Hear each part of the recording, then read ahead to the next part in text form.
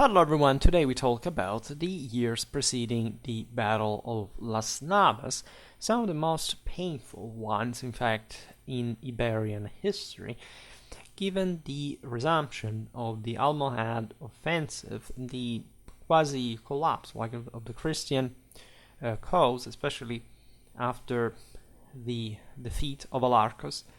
We talked in part about this in the video about Innocent III that effectively put things together. Internationally, we'll look at partly at his role in Iberian affairs. We don't have to be too catastrophistic. This video highlights, in fact, how very often, like in Western history, like weakness was the product of, say, this contextual political fragmentation, essentially the possibility at this point by the Christian powers to keep fighting against each other rather than pursuing the broader goal of the Reconquista. But we don't have to underestimate either the serious threat, like the determined Almohad foe posed when properly focused on its objectives and Islamic faith.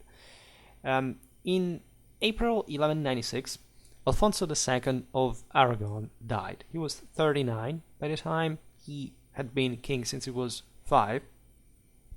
We will look essentially at what the various Christian monarchs were doing at this point, because they were, in fact, in their own internal competition, as we were pointing out before, the main cause of the weakness of the Christian front. I also made a video about for all the various politics that we're discussing for the historical regional series, including the, say, for example, Leon separated from Castilla, as it still was at this point, and also, in fact, another factor of interest, as we will see here. Alfonso II of Aragon had been a successful ruler. He is credited fundamentally for having continued his father's policy of internal consolidation and having essentially brought back together Aragon and Catalonia under a firm single rule. At Fondarella in 1173, Alfonso had decreed, as he styled, for the public utility of all my land, so insisting, in fact, on this, the compaction, in fact, what would be essentially the crown of Aragon, and so the different chunks that actually make this sort of confederacy to an extent, like, a dynastic, not even, right? This is just a personal dynastic sum of different lands, but very different, as you know, political philosophy and institutional profile compared to the more sort of autocratically and hierarchically feudal monarchies of Castile, Leon, so Portugal. The extension, as far as Lérida and Tortosa in the south, of the peace and truce of God, that, as you know, had been measures started from the 10th, 11th century in Western Europe to pacify the communities internally, right, and mostly address, and this was especially relevant in a country quite invested in the Reconquista, as much as we would say competing with our Christian neighbors, to the rulers' guarantees to vassals united in their conventions in the cause of law and order, right? So it was a system of power sharing, of cooptation in part. Catalonia was very fragmented, as you know, in all these various counties that had acquired through their usages. Made some videos about medieval Spanish law some weeks ago. You can check those out. The sense of important autonomy, of entrepreneurial action, right? Many Catalonians were invested on the other side of the Pyrenees, involved in affairs that escaped even just a unitary direction. And of course, the efforts by the Crown of Aragon to gradually channel them towards more unitary endeavors would meet with some resistance. Because, of course, in order to rule over these counties, the sovereign had to use some vicars, endowing them with particularly relevant powers, essentially the one of secular judgment of the peace, assisting, by the way, as it had been traditional since Carolingian times, the diocesan bishops that were, as we'll see now, generally supportive of the same monarchy because they were at large less violent, but not so peaceful either than the lay aristocracy. And of course, bishops had been centered in the cities, would have like this, especially in a country like Catalonia that was rising fast in terms of trade activities, like especially the coastal centers, especially Barcelona, right, becoming a very important instrument for anybody who wanted to rule this. And in fact, under the direction of Ramon of Caldes, who was the Dean of Barcelona, Alfonso II had tried to control over the comital bailiffs further over the years. The peak of this partly successful move was the compilation of the Liber Feudorum Maior in 1194. We have seen this text that fundamentally collected all the most important feudal laws that were, in the sense, back in mostly the hierarchy, right, in a statal direction, and rather than the local customs of the single nobleman. So the Great Book of the Thieves was not so, let's say, well accepted by all the Catalan counts. In fact, the achievements would not be just linear, and they would at some point also fail to an extent. It was a problem, especially pertaining to the Catalonian aristocracy, that, as we've seen, was quite ambitious on its own, especially when the war against the Moors was temporarily halted because of a truce and or some just more pacific policy of the sovereign that would have to fight also against other Christians. But let's say the Moorish campaigns had always been the more remunerative. I mean, about the parias system that had helped, in fact, the build-up of the same Aragonese monarchies were essentially tributes levied from Islamic Spain. You have a massive trade shift at this point because of all the precious metals coming from to the north, right, from the Taifas that had been gradually, like, at least subjected by Christian powers in spite of the Almoravid and Almohad coming backs.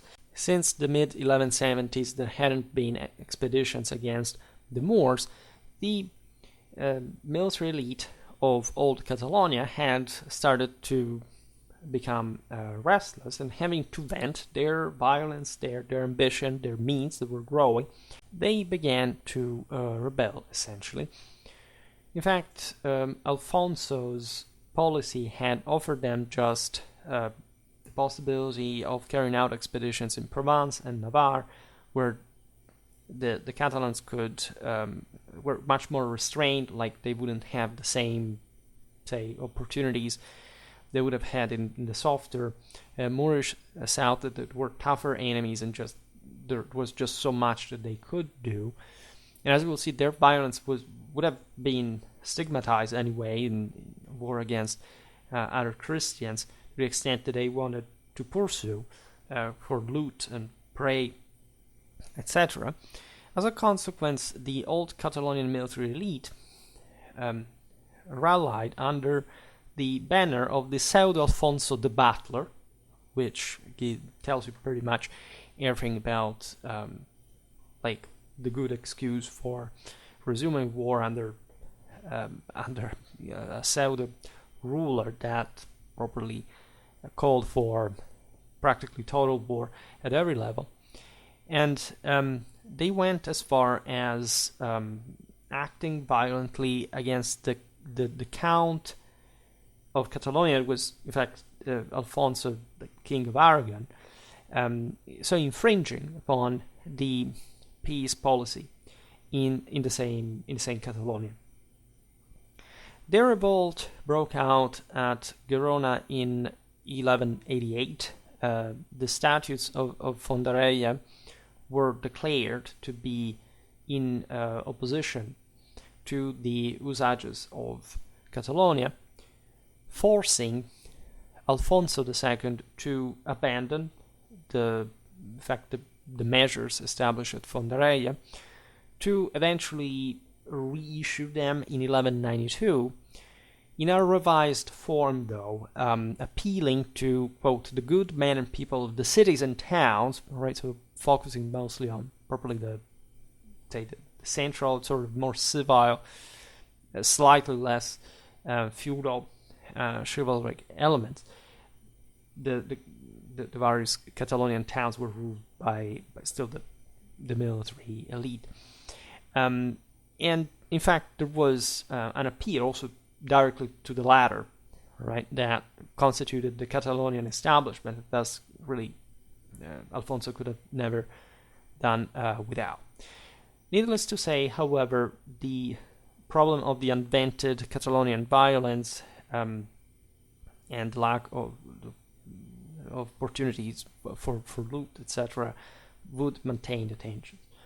In the same 1194, so the time which the Liber Feodorum Major was completed, there was significantly an incredibly violent episode, that is the literal hacking to death of the Archbishop of the important port of Tarragona, Berenguer of Vilademuls, which was shocking for Christianity at the time. The sheer gruesome nature of the episode goes together with the legend that this guy was being chopped to pieces while he was still alive, so much so that he even had the time to record his last will and testament between a blow and another, because this was pure torture. As we explained before, archbishops were mostly supporting the crown of Aragon, and as such, they, in this case, had become the target of the Catalonian military violence. The Archbishop of Tarragona was not even the first prelate of the same church to have been butchered during Alfonso's reign. In 1171, in fact, there had been yet another killing of the bishop, with the only difference that at the time it was a foreigner who carried out the homicide. More meaningfully, in 1194, it had been the same Count Guillem Ramon I of Montcada to have killed Berenguer of Vilademuls, thus a much more eloquent indicator of the strictly Catalonian intolerance towards Alfonso's impositions. At this point, the papal soil was occupied by Pope Celestine III, who, as you know, was, at least there's the legend, he was a meek pope in some ways. Surely he was compared to Innocent III. In any case, he was to handle this real scandal that, by the way, was making the Catalan community appear in front of all Christendom as essentially a bunch of savages, and whose elite was indeed that endemically violent. Passing to Castile, just to say this, what kind of things were happening, right, while the the Muslims were essentially to come back, threatening the Christian order, say, difficultly achieved in the peninsula. The King of Castile having the greater responsibilities in here because he controlled Toledo, the cornerstone of the country for everybody, like for the Christians, for the Muslims, for the Jews, because all these powers at this point were essentially competing also to become protectors of the infidels communities as well, whose support was absolutely necessary given the enormous numbers of Muslims, of Jews in Spain, and also within probably the already Christianly reconquered, right, countries. Castile was definitely heading towards the senior monarchic position, as well as the Christian championship in the region, right, had essentially already been established as such. And there was something about the Iberian Peninsula, especially after the Third Crusade. We talked recently about Conrad of Montferrat, by the way, and of the various issues, like with since 1187, actually the fall of Jerusalem, that the rest of Christendom was quite interested in, right? The sense is that Spain was the second most important frontier in that sense, and especially like the truly most active one against Islam, and yet looking extremely fragmented, disordered, weak, right? There had been some achievements in the previous decades. For example, if we look at Portugal, that had, as you know, been newly established as a realm on their own by the papacy. Made different videos about Portuguese history. We'll hopefully come back on it more frequently. In the 80s of the 12th century in particular, a fleet of northern crusaders, a bit like it had happened in 1147 for the recapture of Lisboa, assisted the Portuguese in the capture of Silves on the Algarve, thus providing the Portuguese king Sancho I with his first victory in his reign that lasted from 1185 to 1211. Sancho was a melancholic figure. A contemporary source says it openly, so as if he is previously unsuccessful reign, at least from a military point of view, had in part also connected with this depressive state, right?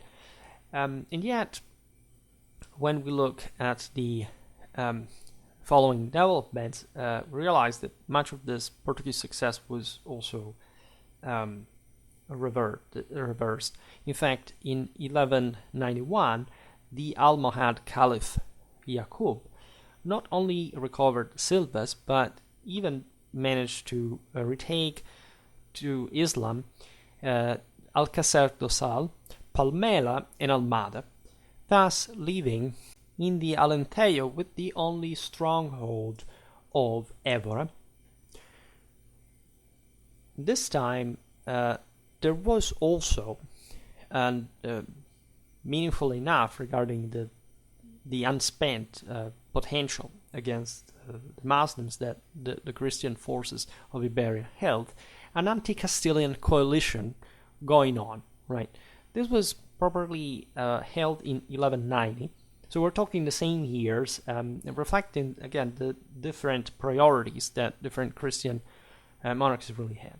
Because Castile was, as we've seen, like very powerful, and even though the Muslim coming back was, in fact, more threatening as a whole, like it was, in theory, more distant, there was a sense that the Christian North would have not simply collapsed. And so there were opportunities, after all, in sort of containing this power or another, gaining from some, as we will see now, marriage, alliance, dynastic, like inheritance, etc. There was a great effort, especially from the papacy, to dissolve this anti-Castilian coalition. And it's not before 1194 that there was a first breakthrough into it.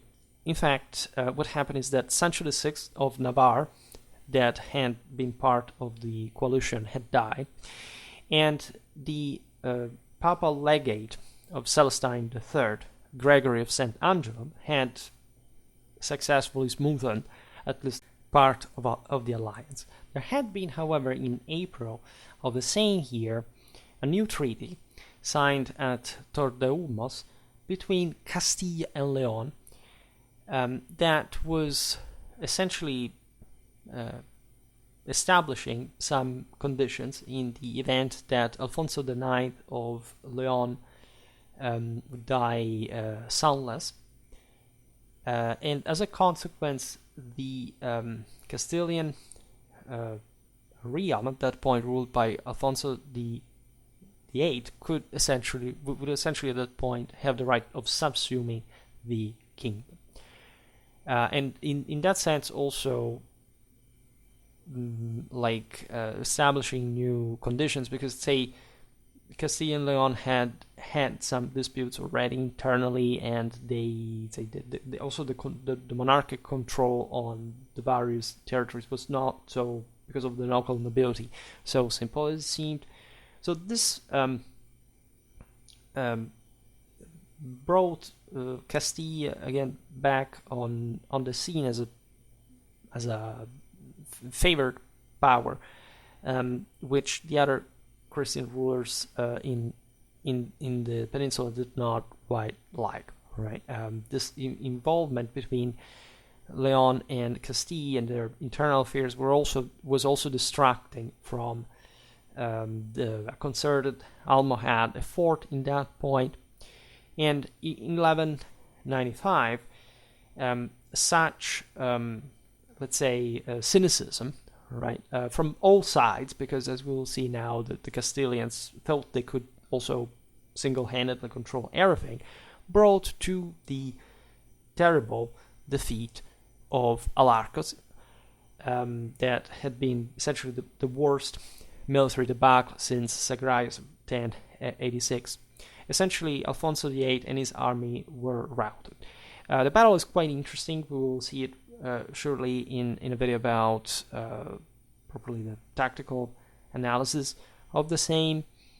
The Castilian forces essentially went out there alone against a much larger Almohad force, accepting just a token force from the Portuguese to show there was some cooperation there, but essentially skipping like the Navarre race, the Aragonese help, and being defeated. Actually, there was some success also, the Christian knights in the battle, but the Muslims were too much. There was apparently, at least I'm skeptical, but it's a possibility, exactly because of the Christian breakthrough at the beginning, a lack of connection between Christian cavalry that had gone ahead and the infantry, or at least so this is what they say, but I reserve myself to explain it better in the video about the battle. In any case, this was notoriously actually a turning point, like conventionally in the Reconquista, in which it seemed that the Muslim would be able to come back prepotently, also at a regional level, and truly endangering the entire Christian front. Of course, in parts, other, say, Christian forces had not wanted to participate. So again, it was all about this newly reinforced Castile that was disliked increasingly by the others, and so still this petty divisions within the Christian front that would weaken everybody. That's a lesson to be learned, of course. Alarcos was also indeed an Almohad success. The Muslims were quite determined. They were well led. And so we have all a mythology of this battle that shows how there were Christians from the Muslim side as well, especially Castilians and enemies, let's say, of Alfonso VIII. For example, like in the sort of, let's say, like painful aspect is that there were actually pretty good and famous leaders and knights that could have participated to the battle, right? For example, the Navarrese contingent was under the command of Sancho the Seventh, known as El Fuerte, which means the strong. This guy was apparently 220 centimeters tall. He would rule in Navarre between 1194 and 1234. He, as we'll see now, would be fighting the Castilians who had invaded his country. But let's say these were all champions of the Reconquista that sort of missed this opportunity to shine. It was a matter of great pride and jealousy to be like the first into battle and to be properly the winner there. So that's also why Alfonso VIII behaved in part like that, engaging alone, right? Just those few Portuguese, except his realm's contingent. The Christian army was literally annihilated by the Almohads, right? Alfonso managed to escape with his life, with apparently only 20 other survivors. This battle brought also, like most medieval battles, was fought over a castle, right? It had been besieged by the Muslims. That after the Christian open field defeat was surrendered by the local defender, was Diego Lopez of Haro, and taken by not Muslims but Pedro Fernandez of Castro, who found himself in the Almohad army alongside Jakub. So this shows very well, by the way, the Haro and the Lara's families here involved were like Castilla's Montagu and Capulets, right? They hated each other, and even like they would be able even to side with the Muslims just to see themselves victorious over the other clan. This was like the worst example of this, because of course, like the Almohads were quite happy to fuel this internal rivalries in the Christian front, and especially the Castilian one was the most threatening. The later generations would talk a lot about this battle, what had happened later. For example, in the Chronicon Mundi, the Leonese Lucas of Tui is narrated to have charged the Castilians impetuously, because the Leonese contingent of Alfonso IX had already reached Toledo by that point. In the Historia de Rebus Hispania, that we will talk about later because of Rodrigo of Toledo and the sort of political context, say mandate behind that work, we know that the same bishop had essentially stated to defend the Castilian coast that the Leonese and the Navarrese had just faked to appear, right? He literally writes in Latin, cum venire simulassent, so literally they were just faking to come. They would mobilize, so they could say that they hadn't just remained, they hadn't been cowards, they had put their forces on the field, but they didn't want to support the Castilians. So you understand there's different versions about who did what exactly, who wasted more time for which political reason, etc. This wouldn't change the result of Alarcos. It was really disastrous for the Christians. By the way, Western Europe was looking at this and say, what the heck is going on? The troubadour Pere Vidal castigated the Spanish kings who had failed to defend their country, which of course was essentially equating them to cowards, to incapable. Like that was the first duty of any ruler, right? So it was really felt, especially where we're talking again the end of the 12th century, is a very strong troubadouric, chivalric, military equestrian ethos, like the songs. Fortunately, we lack most of that oral legacy, but we can imagine, of course, the shame, the disaster, like the responsibility for the losses of really imposant resources was terrifying. It was always a liminal gain. They were always gambling with their lives, but of course, when defeat came, like, couldn't quite, reward them for having their so much. Again, different accusations from the various sources. The Leonese and Navarrese not having arrived at the Castilian frontier, and so on. There was at this point a great effort by Alfonso II of Aragon to forge a defensive alliance. This found its peak at Agreda and Tarazona, where in March 1196, there is this legend about the rulers of Castile and Navarre eating together at the same table, but each of them sitting respectively in their own kingdom on the border.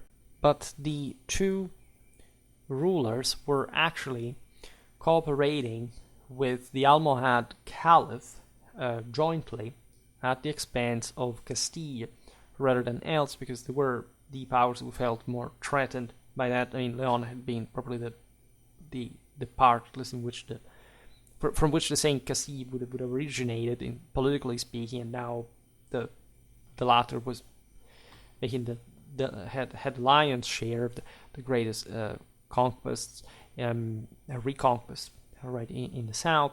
Navarre was sort of entrenched in its mountains, had not had even that hope to territorially expand during the Reconquista. They could at best try some dynastic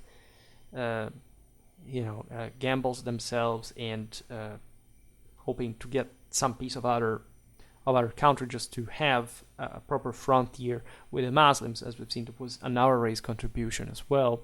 The same symbol of Navarre is the chains are said to have been properly connected with the actual defeat of the Moorish slaves in combat. There's this very strong sense of identity there in the Reconquista, even for a country that would gradually isolate from that effort. Now, the papacy was quite upset about this all, so that Celestine III intervened. He essentially recognized the Navarrese royal title in April 1196, just to try to convince them to go back in line. However, as we've seen, Alfonso of Aragon, that was the more sort of politically active in the right direction of the Reconquista, died in 1196, depriving the papacy of an important pole in the Iberian theater. The year after, 1197, sees a pretty bizarre Castilian-Leonese marriage, which would create other issues, right? There was in Spain a general laxity regarding, say, certain religious matters. Like everything, yes, was turned towards the Reconquista, this struggle with fate, but regarding the Christian discipline and also obedience to the papacy, there was a lot to be wished for.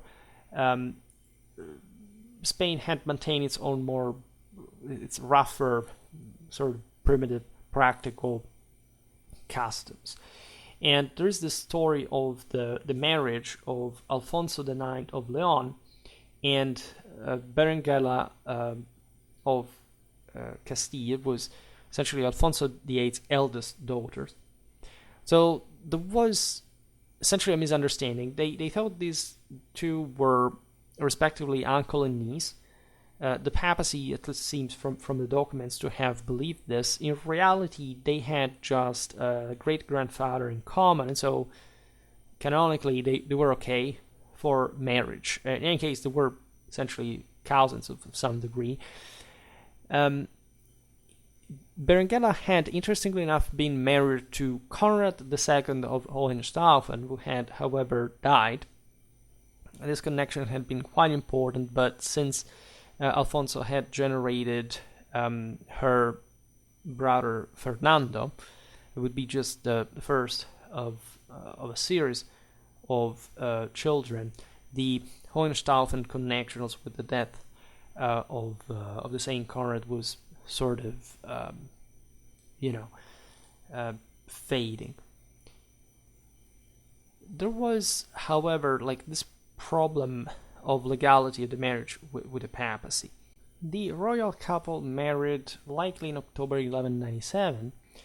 And at that point, Alfonso VIII of Castile had already accepted a truce with the Almohads and even with the King of Navarre. The English writer Roger of Howden learned and told us in his history that the Pope had approved the marriage between Alfonso and Berenguela literally pro bono pacis, so to essentially attempt some general pacification of the region, even if it was not producing, as we've seen, the desired effect against the Islamic effort. So Celestine was trying appeasing policies between the same Navarre, just to keep things at least not continuing to burn between Christians, and that Alfonso IX of Castile had to give something in exchange for this marriage that was still considered by the papacy, by the way, illicit, right? In the form of 20,000 marks to Celestine's successor and his cardinals, plus 200 men for a year for the defense of the Christians against the pagans. This was a good way of putting that. Against what? Well, essentially allowing having Rome allowing Berenguela to stay at his court until he would have provided him with a heir, or Alfonso was essentially negotiating saltem per 3 annos, that is to say, this is from Roger of Howden Chronicle, that is to say, at least, if she doesn't give me a heir, and here we're talking a male one, so you have to try, it can't be just 9 months, like, just let me stay with her for 3 years, and let's see, like, at least that's how much I can, because the thing was not to be accepted in the long term, so at least let's make it for 3 years and see if I manage to procreate a male, right? And this situation was pretty ambiguous. As we've seen, Celestine the Third was not like particularly the iron-fisted pope, we can so say, which can, in fact, not be said for Innocent III, essentially the most powerful pope, right, in the history of Christendom, really like under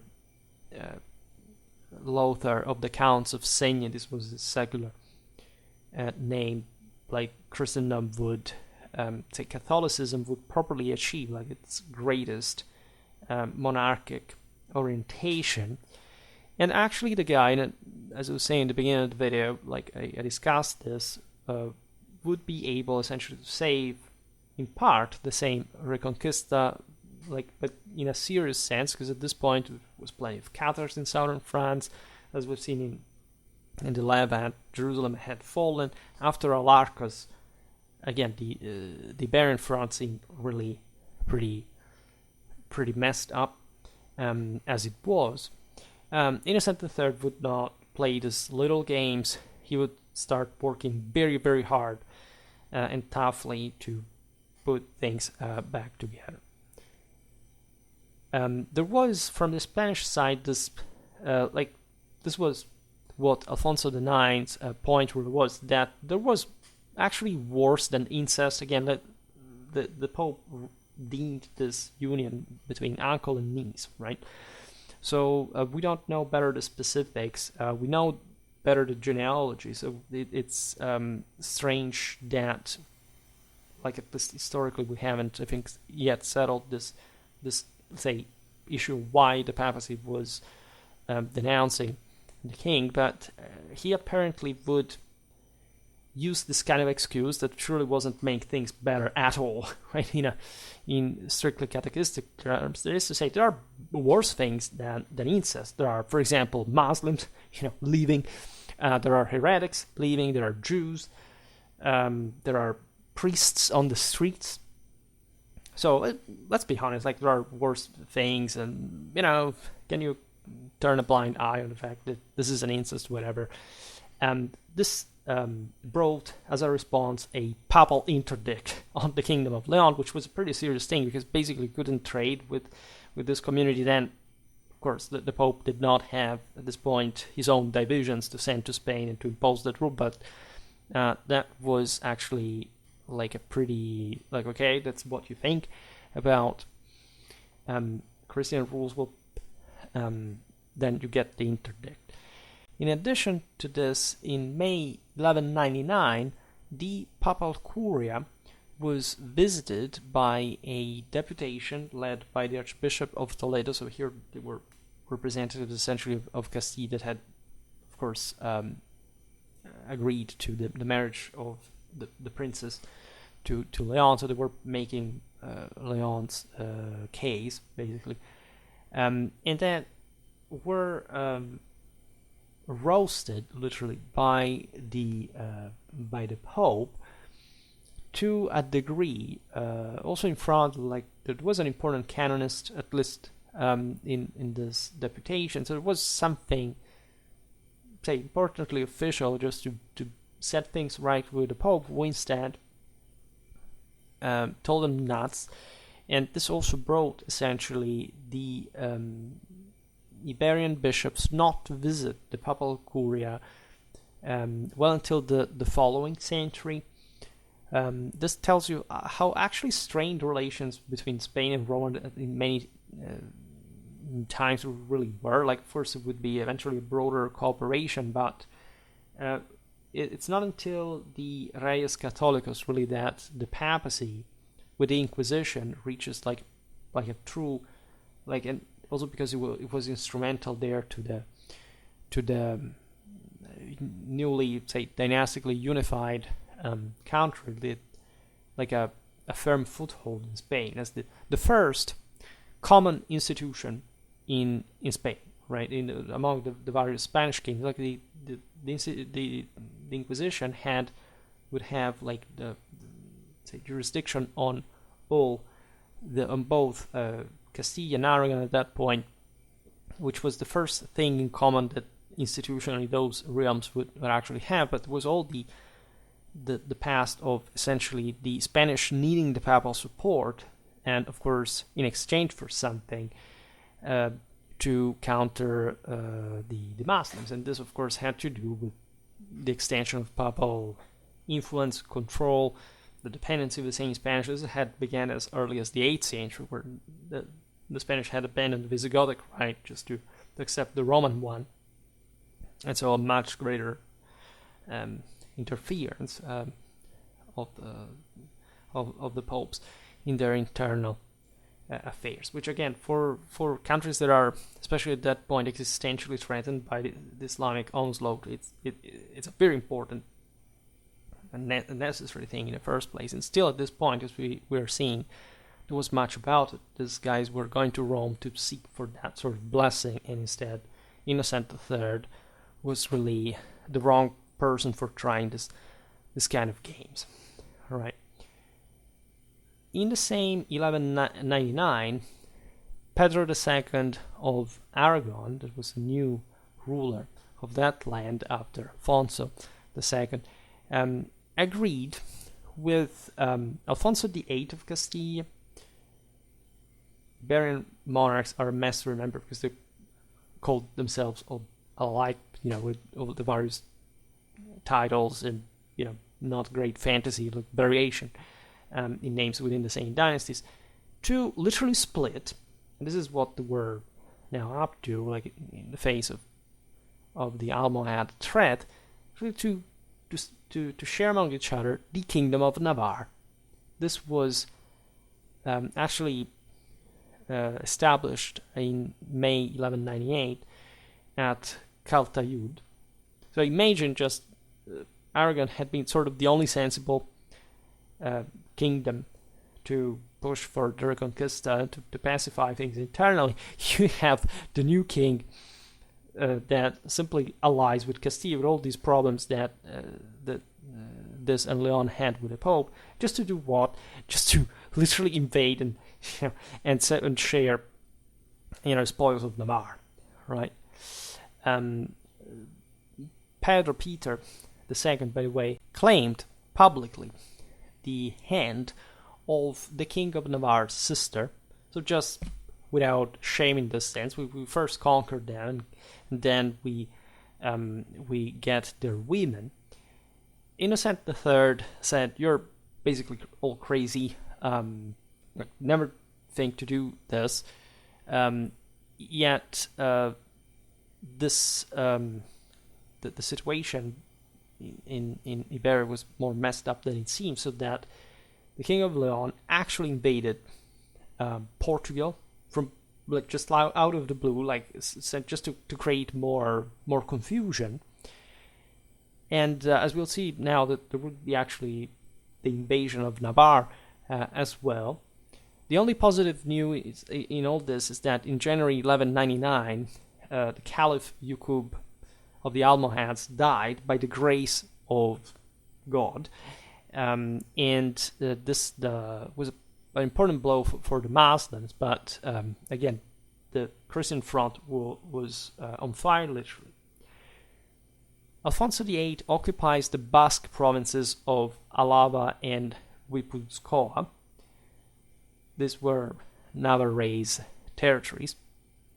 And there was an international siding with the two contendants. Sancho VII of Navarre was supported by John of England. I believe that I made a video about him, that actually John of England was one of the greatest kings in English history, and people say, okay, but he failed. Yeah, we know that, but exactly considering what happened in his reign, in fact, he was still on his feet at the end of it, and, he managed actually to score some success. In general, you must overly appreciate him. The reason why the English were supporting Navarre, naturally, that they bordered, and in that sense, the French were instead from the Aragonese side, that, as we've seen, was participating next to Castile. So they didn't want Navarre as a buffer state to be phagocytated by these other powers that had also French connection. So they, considering as you know, the Guyenne, that was part of the territories that still at this point John was ruling over, and we are well before, as you know, Bouvines, etc. So if you're interested in that story, naturally I have lots of videos about both English French affairs, and I hope also to come back on them, because we must do much more actually. However, Navarre suffered, even under the famous Sancho VII, a very hard defeat at the hands of their allied enemies, which, unlike anything that had been suffered by the country since the restoration of the kingdom properly of Navarre, which had occurred in 1134, we skipped a bit Navarre in the historical regional series, but it has an incredibly complex and gigantic history. We probably have to talk about it, in spite of the importance, divide, more than, say, Castile, because the events that at least were following, as a fallout in all the rest of Europe, are incredible relevance, especially in this frontier area. There were so many interests, as we were just pointing out, by foreign monarchies.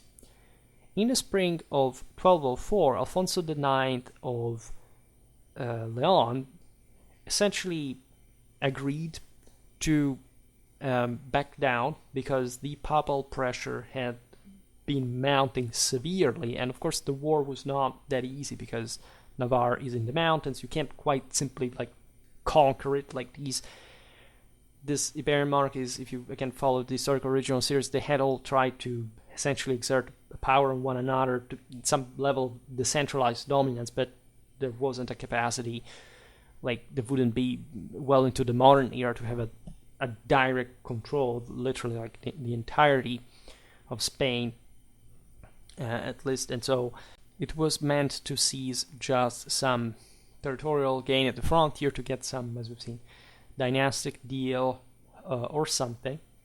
However, again, the Pope would not allow this broader savagery, and there wasn't too much that could probably be achieved. Consider that Alfonso IX at this point had fathered 4 children, including the future Ferdinando III of Castile. This would render essentially the union with Berenguela useless, and in fact he separated from her, which contented partially the papacy. And to reverse the tide further, actually attacked Castile at this point, because as we've seen, Leon had also been forced into some sort of toxic relation with Castile in the previous years, and there was some important autonomy the land would retain, and just it was more obvious. There was a greater, more open border with sort of greater praise than Navarre, just for the Castilians and the Leonese to fight one another. There was even a recognition, because of all this pressure now placed on Castile, it was also not making any headway, by Alfonso VIII in December 1204 to properly recognize that the occupation of some parts of Navarrese territory had been unjust, unlawful. It's not until October 1207 with the Treaty of Guadalajara that the war ended, yet still at this point Alfonso, by having recognized his wrongdoing, wouldn't of course let his occupied territories go. There wasn't really too much that also the neighbors could do at this point. In 1206 at Cabreras there had been a truce with Leon. In February of 1209 at Monteagudo, Navarre and Aragon made peace as well. So this was a moment in which, essentially by exhaustion, the Christian monarchies were essentially at peace with one another, and there was a new possibility to spend their coalesced forces under papal auspices against the Islamic enemy. The same Infante Fernando of Castile that, as you've seen, had been generated in all this, had been grown like in all this mess, would become a champion, in fact, of the same Las Navas, etc. And he wanted to distinguish himself in battle. So in February 1210, Innocent III, that had made a huge work in so far, not just with Spain, directed the Archbishop of Toledo, the aforementioned Rodrigo Jimenez of Rada, as well as his suffragan bishops, so fundamentally like Castile, to urge their king, Alfonso VIII, to follow especially the Aragonese king's example, because in spite of the issues with Navarre, still Aragon was the better, let's say, set of these Christian powers to continue the Reconquista, and because they were fighting actually with the Muslims as well on the Mediterranean side, to fight in fact the Almohads. And there is a beautiful work written by the aforementioned Archbishop of Toledo, Rodrigo Jimenez de Rada, who would also participate to the Battle of Las Navas, as a very famous figure who died in 1247, so he really saw a lot. And the work, in fact, was written under his supervision in the 40s of the 13th century, at the end of his life, really telling us about the events that he still remembered from 3 decades before. It's a very powerful, sort of high-profile individual. And Rodrigo was, in fact, so appreciated, even at the time, that in 1218, his admirer, the Chancellor of Castile, Diego Garcia, would pay him a very high compliment, because he told him that as the king of the Visigoths, Rodrigo, had lost Spain in 711 at the time of the Islamic invasion, Rodrigo Jimenez of Rada, because of his diplomatic offices of putting into standing the Christian coalition that would crush, in fact, the Almohads at Las Navas and putting an end effectively to the Reconquista, because, as we always say, that's really when the Reconquista was over. We conventionally think of 1492, but it's only after, it's for the first time under Las Navas that the Islamic powers of Spain fall under Christian rule, right? And that is, that sense, like, exerted on the entirety of the region, would have, again, would be really seen in the following year. This was, by the way, a similar compliment to the one that had been done by the Arab chronicler Ibn Bassam to the Cid Campeador, which is fascinating because, of course, at the time, like we know, the Cid was a great champion of Christendom, but he also fought for some Muslim friends. And so there was, as we were saying, this was at the time of the same conquest of Toledo, by the way, the sense that the Spanish Empire, like we tend not to conceive this, but both Britain and the Iberian Peninsula had a sense of imperial tradition. You look at the Bretwalda and properly the Imperium of Spain, that had to be exerted, in fact, on these other peoples. It was the sense that the Christians did not have to make a sort of ethnic cleansing, forced conversion, or repression, expulsion of the non-Christians that would happen later because they had the means. At this point, they didn't. They needed Muslims and Jews to rule. This was sort of, we are at the peak here of universal theory in the 13th century, the peak of chivalry. Las Navas is one of the greatest, of course, not just Christian victories, but properly, like Bouvines, like it's one of those battles that really embody feudal Europe at so many levels, and it's really Castile that has the lion's share in all this, as we were pointing out at the beginning. So there is something redeeming, of course, in Las Navas. Today we do not talk about the campaign battle. That's yet another massive chapter we have to address sooner or later, right?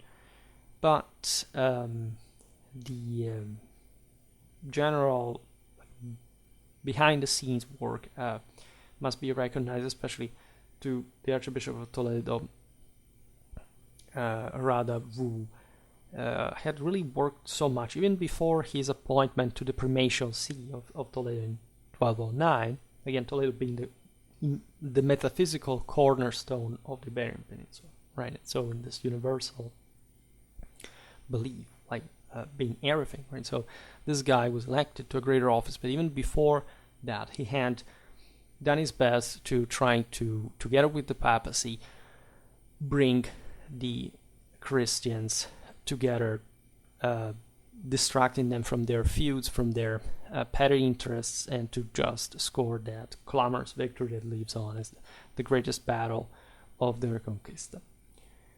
So it's important to talk about this because, say, over the years, it's just from a couple of years or so that we started talking about Spanish history to some decent level, and I feel like I have to catch up with it because it's really that dense, right? There are all these sort of backs and forths and a lot of also unexpected or at least underrated aspects, right?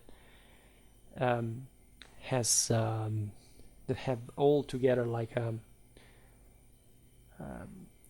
quite meaningful, say quite important meaning, I would say, for how even just politically things come to be achieved, and something that we give too much for granted. What people really lack at most is just some sort of political education, how things are done historically. What's the path of civilization like? What's the ultimate purpose of bringing things together and succeeding in unity as opposed to division? This is really really the point. We will look at this better in some other video. Again, especially Las Navas must be made, and also just the general meaning of it all, right? The broader context, etc. I'm preparing a series of videos, at least, about the meaning of battles. Like, this is not talking about how the battle went, if not just, at least we do it very in depth, as you know, normally through the primary sources. We technically reconstruct it, analyze it, criticize the entire picture tactically, but you must stop like reflecting also about the broader meaning. I already made, for example, a couple of videos on the significance of Bouvines, while having made also one about the tactical analysis of Bouvines. I made some important battles in the early days of Schwerpunkt, like I covered them in the battle series, and I wish I could remake at some point. The only exception really that happened from one video out of 1000 was I lost Manzikert. That was a very good video, actually, at least for the time. Today I could do it much better, but really smaller, bigger battles, they all teach you something that is not so really to be given for granted. And the political instrument like that the war is, right, must be understood in that light, in ways that we often tend not to adequately contemplate. For today, however, I stop it here. I just hope that you enjoyed this video. If you did, please share it. Otherwise, leave a like or subscribe to my channel if you're interested in my upcoming content. As always, I thank you heartily for listening to me. I wish you a nice time and see you next time. Bye.